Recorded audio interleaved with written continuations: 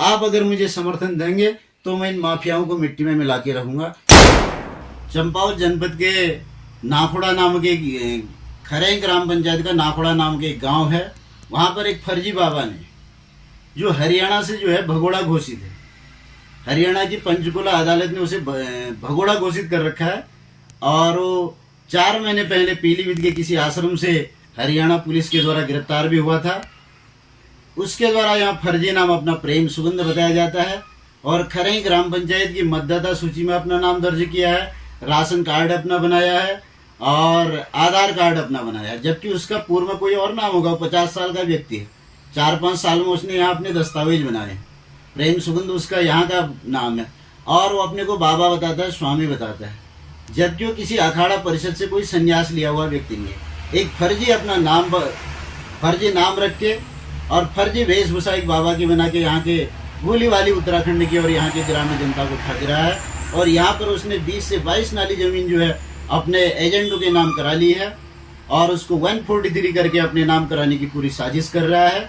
और यहाँ पर तमाम प्रकार के अपराधी कुछ संरक्षण प्रदान करता है। तमाम राज्यों के अपराधी वहाँ पर आते हैं और वहाँ पर न जाने क्या क्या ऐसे काम करते हैं। वहाँ से कोई न धर्म का प्रचार प्रसार हो रहा है, न किसी वेद का हो रहा है, न किसी धार्मिक कोई व्याख्यान किए जाते हैं, बल्कि वहाँ के लोगों को बरगलाया जाता है। मुझे नमस्कार, आप देख रहे हैं उत्तराखंड हिंदी समाचार और मैं हूं आपके साथ सूरज लडवाल। और आज हम बात करने जा रहे हैं उस खबर की जो इस वक्त चंपावत जिले में आग की तरह फैल चुकी है। जी हां, पार्टी ब्लॉक के बैजगांव निवासी नरेंद्र उत्तराखंडी ने जिलाधिकारी को ऐसा पत्र भेजा है जिसने पूरे जिले का माहौल गर्मा दिया है।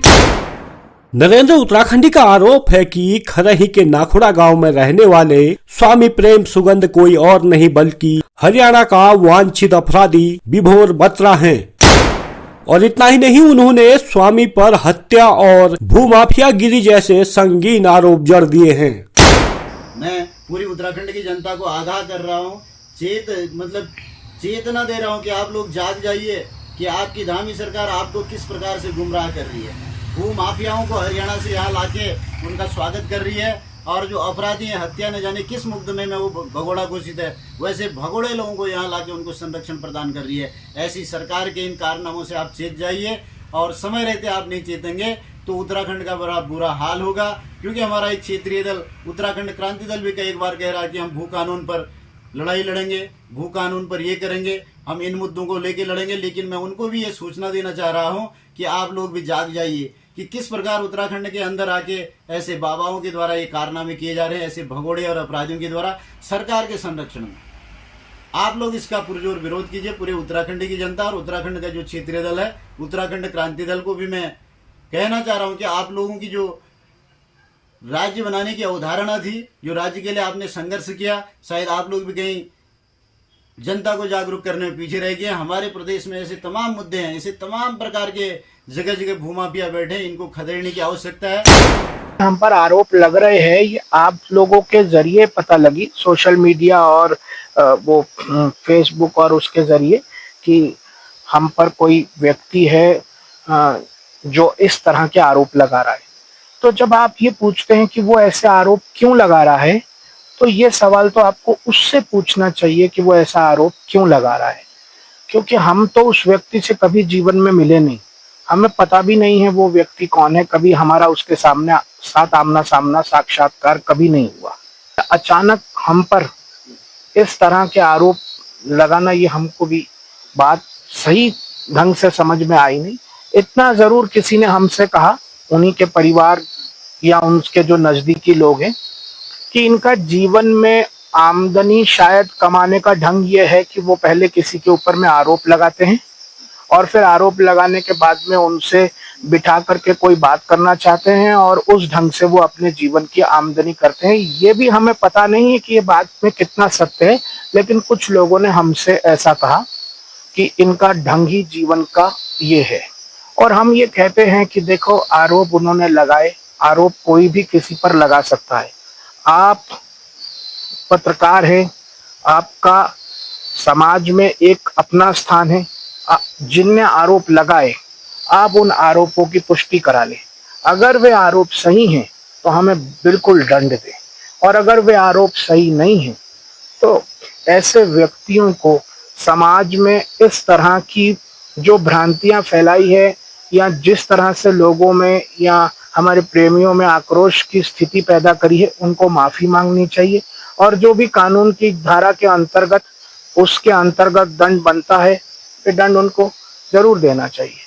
ना तो इस ढंग से समाज में अराजकता और ये आपस में भाईचारा नहीं होगा, प्रेम टूट जाएगा, क्योंकि किसी ढंग से आप किसी के प्रति जाकर के कोई भ्रांति फैलाएंगे तो अशांति की व्यवस्था खुद ब खुद समाज में खड़ी होगी। तो हमारा यही आग्रह है कि इसकी जांच कराई जाए और जांच कराने के बाद अगर हम दोषी हैं तो हमारे खिलाफ कार्रवाई हो जो कानून के अंतर्गत होती है, और अगर वे जो उन्होंने आरोप लगाए हैं वे निराधार पाए जाए तो उनको कानून को समझाना चाहिए कि इस ढंग से किसी व्यक्ति के ऊपर ऐसे आरोप ना लगाए। जी हाँ, नरेंद्र उत्तराखंडी का दावा है कि स्वामी प्रेम सुगंध ने शिवदत्त और 2 अन्य लोगों की हत्या की है।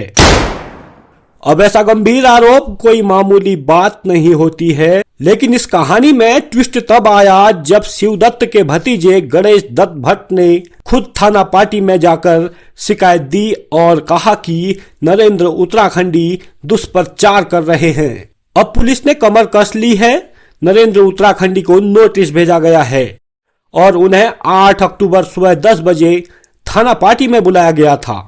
इस बीच सोशल मीडिया में स्वामी प्रेम सुगंध का वीडियो जमकर वायरल हो रहा है। वीडियो में स्वामी कह रहे हैं, मैं नरेंद्र उत्तराखंडी को जानता तक नहीं हूं, और उन्होंने खुद पर लगाए गए आरोपों को बेबुनियाद बताया है। अब सवाल यही है, आखिर सच्चाई क्या है?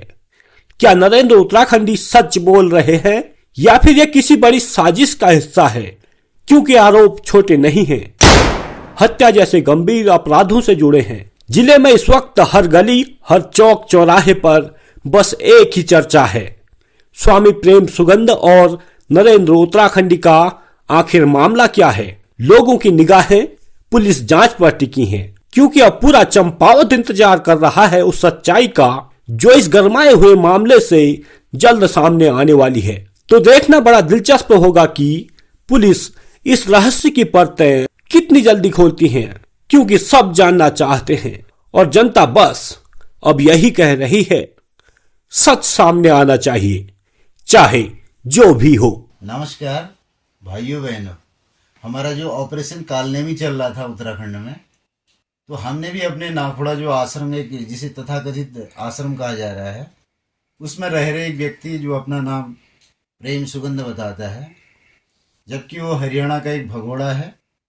वहाँ की अदालत ने पंचकुला की उसे भगोड़ा घोषित किया था, 20,000 का इनामी घोषित किया था। तो पिछले 3-4 महीने पहले पीलीभीत से उसे गिरफ्तार भी किया था। शायद अदालत में उसके निर्णय का क्या हुआ ये हमें पुख्ता जानकारी नहीं है। तो उसके द्वारा हमारे क्षेत्र में नाखुड़ा में चंपावत जनपद के वहाँ पर आकर 2.5 नाली जमीन ली गई पहले वहाँ के किसानों से कि मैं आपके क्षेत्र में एक स्कूल खोलूँगा, अस्पताल खोलूँगा। ठीक है, लोगों ने शहर से उस बात को स्वीकार कर लिया। तब लोग इतनी ज़्यादा जांच पड़ताल में नहीं गए थे कि आदमी क्या है, क्या उसका ट्रैक रिकॉर्ड है। लेकिन धीरे धीरे उसने उन लोगों को डरा धमका कर या बहला फुसला कर शायद मुझे लगता है 25 से 30 नाली ज़मीन अपने नाम कर ली है। पहले अपने एजेंटों के नाम की होगी, उसके बाद 143 करके शायद अपना कोई एक साक्षी फाउंडेशन बना रखा है उन्होंने, एक NGO, उसके नाम या अपने नाम जैसे भी किया है, वो सारे 25 से 30 नाली ज़मीन की रजिस्ट्री कर चुके हैं। जबकि उत्तराखंड में अगर कोई पब्लिक सेवा के लिए अगर कोई कार्य नहीं किया जा रहा है तो कोई बाहरी व्यक्ति यहाँ पर 2.5 नाली से ज़्यादा ज़मीन नहीं ले सकता है। उसके द्वारा सीधा ही हमारे यहाँ ज़मीनों का फ्रॉड किया गया है, भू कानून का उल्लंघन किया गया है और हमारे क्षेत्र के सीधे साधे किसानों की ज़मीन को अपने रजिस्टर्ड कर लिया गया है और अपनी अवैध गतिविधियाँ वहाँ से संचालित की जा रही हैं। और उसके द्वारा उसका एक वीडियो आज मैंने सुना, उसमें उन महानुभाव के द्वारा कहा जा रहा है कि जो उत्तराखंडी है जो ये मांग उठा रहा है कि यहाँ पर मर्डर हुए, यहाँ पर ये भूमि हत्या रहा है, मुझ पर आरोप लगा रहा है कि वो व्यक्ति ब्लैकमेलिंग का काम करता है, उसके बाद शायद इनकम का कोई जरिया नहीं है। ऐसा मेरे को बोल रहा है कि उसके पास इनकम का जरिया नहीं है। मैं इस माध्यम से आप सब लोगों को अवगत कराना चाहता हूं कि मैं एक रजिस्टर्ड ठेकेदार हूं। मेरे पास अपनी एक इनकम है, मेरी एक ITR भरी जाती है। हम परिवार के 2 सदस्य हैं, मैं और मेरी पत्नी। मेरी वाइफ राजकीय सरकारी सिस्टम में टीचर है, उसको भी शायद 1 लाख के आसपास हर माह का वेतन मिलता है।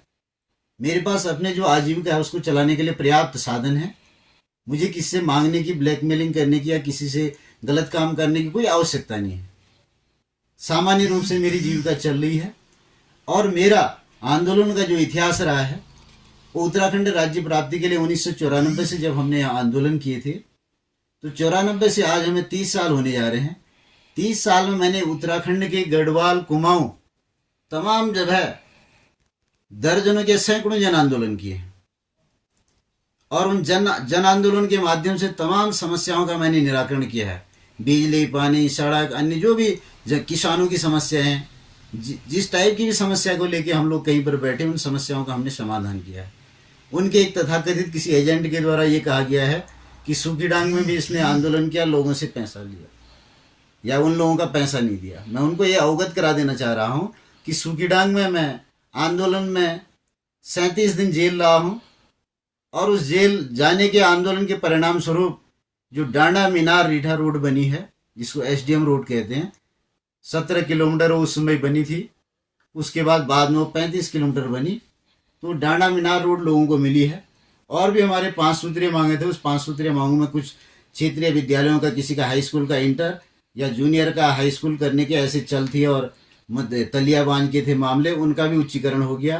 पोत पूर्णागिरी मोटर मार्ग का मामला था, वो भी हो गया। तो सारे क्षेत्र की मांगे हुई। जिस सूखीडांग आंदोलन की बातें कह रहे हैं, इनका एजेंट जो कह रहा है, एक तहरीर दे रहा है कि इसने ऐसा किया है। मैं इस वीडियो के माध्यम से कहना चाह रहा हूँ कि अगर मेरे ऊपर कहीं किसी की कोई लेनदारी है तो सामने लाए और दिखाए, नहीं तो उनकी सारी बातें झूठी हैं। मेरे पास एक अपना रिकॉर्ड है, उस समय के अखबार की कटिंगें हैं, तमाम अधिकारियों को, तमाम प्रकार के शासन प्रशासन को दिए हुए ज्ञापन हैं और उन आंदोलनों के परिणाम स्वरूप भी तमाम क्षेत्रों में तमाम कार्य हुए। इसके द्वारा ये आरोप लगाए जा रहे थे। अभी एक वीडियो को मैं सुन रहा था किसी चैनल के माध्यम से कि ये इस ब्लैकमेलिंग का काम करता है। मैं इसको ये आगाह कर देना चाह रहा हूँ कि मैं उत्तराखंड का एक सजग प्रहरी हूँ। मुझे डराने धमकाने का कोई प्रयास नहीं किया जाए। मैं एक यहाँ का ऐसा योद्धा हूँ।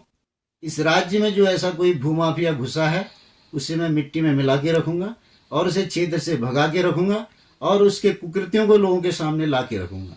तो मैं सभी लोगों से ये निवेदन करता हूँ कि हमारे पर्वतीय क्षेत्र को जिस प्रकार से ये लोग बर्बाद कर रहे हैं, इनको साथ देने वाले लोग हैं, उनको आप पहचानिए। उन जयचंदू को पहचानिए जो समाज को बर्बाद करने के लिए इन चोरों के साथ लगे हैं, इन गुंडे मवालियों के साथ लगे हैं। और मुझे इनके तमाम एजेंटों के माध्यम से धमकियां भी मिल रही हैं। मैं क्षेत्र के लोगों को ये कहना चाह रहा हूँ कि शायद इनकी धमकियों से मैं डरने वाला नहीं हूँ और मेरे साथ अगर कोई घटना होती है तो उसके लिए इसके कुछ एजेंट जिनने तहरीर दी है और ये जो व्यक्ति है प्रेम सुगंध नाम का, कहीं पर भी कोई घटना होती है तो उसके सीधे जिम्मेदार ये लोग रहेंगे। मैं सारे उत्तराखंड वासियों को कहना चाह रहा हूँ कि इस प्रकार के जहाँ जहाँ पूरे प्रदेश में ये भूमाफिया घुसे हैं, इनको हम लोग एक दिन पूरा खदेड़ेंगे। और पूरी जनता से मैं ये निवेदन करना चाह रहा हूँ कि आप लोग एकता का परिचय दीजिए और हमारे साथ आइए और हमें सहयोग दीजिए। आप अगर मुझे समर्थन देंगे तो मैं इन माफियाओं को मिट्टी में मिला के रखूँगा। जय उत्तराखंड, जय भारत। और ये खरई ग्राम पंचायत की वोटर लिस्ट है। इस वोटर लिस्ट में इसके 5 लोगों के नाम हैं, जबकि हरियाणा का भगोड़ा है। इसको मैं अभी नाम सहित बता देता हूँ। एक इनका नाम है तपेंद्र सिंह रावत, एक दूसरा नाम है इनका वोटर मकान संख्या 166 है, दूसरा इनका मोहन लाल है, कोई सोहन लाल, तीसरा इनका स्वामी प्रेम सुगंध नाम लिखा हुआ है। ये चौथा जो मतदाता सूची में ये नाम है इनका अमन लाल सोनी, ऐसा लिखा हुआ दिख रहा है। और एक जो 5वां नाम है प्रदीप मलिक। ये 5 लोगों के नाम मतदाता सूची में है। ये मतदाता सूची ऑथेंटिक है और ये हमने कार्यालय जिला निर्वाचन अधिकारी से मांग करके लिया है ये सूची पूरी। और इस सूची में उनकी मुहर लगी हुई है ये नीचे। तो ये मैंने पूरी ऑथेंटिक सूची वहाँ से मांगी है। ये लेटर है, इस लेटर के माध्यम से वहाँ से हमें सूची मिली है। और इस सूची के जो ये नाम हैं ये हैं, ये मतदाता 928 और ये 4 नाम ये हैं, एक नाम पीछे है। ये प्रेम सुगंध नाम इधर पर है। ये देखिए नीचे ये जिला निर्वाचन अधिकारी की मोहर है। तो इन लोगों ने यहाँ पर अपना ऐसा अधिकार जमा, अपना डुप्लीकेट इनने पहचान पत्र बनाया है। शायद इससे पहले अपने जो हरियाणा राज्य अनेक किन राज्यों के लोग हैं, इनने वहाँ पर भी इनका आधार भी होगा, पहचान पत्र हो गया। इनने नया पहचान पत्र यहाँ पर बनाया है। यहाँ की मतदाता सूची में भी नाम लिखा है, शायद दूसरी जगह की मतदाता सूची में भी इनका नाम होगा। इनके पास दो तो पहचान पत्र हैं और यहाँ पर डुप्लीकेट इनके पास आधार कार्ड बने हैं। इस प्रकार से यहाँ छुप कर ये सारा कार्य कर रहे हैं। इनसे हमें पूरी आशंका है कि इनका जो टीम नेटवर्क है या इनका जो साक्षी फाउंडेशन बना रखा है, ये सारे इनके जो है डुप्लीकेट हमारे क्षेत्र को डुबाने के लिए कुछ न कुछ ऐसा कोई षड्यंत्र करने वाले हैं। आप सब लोग इस षड्यंत्र से सावधान हो जाइए। और इनके द्वारा बार बार अपनी बातों के माध्यम से कहा जा रहा है कि उनके परिवार जिनका यहाँ पर मर्डर हुआ है, हम प्रशासन से कहना चाह रहे हैं, हमें तो नोटिस दे दिया जा रहा है लेकिन इन पर कार्रवाई क्यों नहीं की जा रही है? आखिर किसके डर पर नहीं कर रहे हैं? या उत्तराखंड सरकार या यहाँ के क्षेत्र के मुख्यमंत्री का कोई प्रश्न इनको प्राप्त है, या यहाँ के जिलाधिकारी का प्रश्न इनको प्राप्त है, या पुलिस प्रशासन का है, न जाने क्या है। उनके ऊपर तो अभी तक कोई कार्रवाई नहीं की गई है। लेकिन जो एक उत्तराखंड का पहाड़ का सजग प्रहरी है, उसको 2 नोटिस दे दिए गए।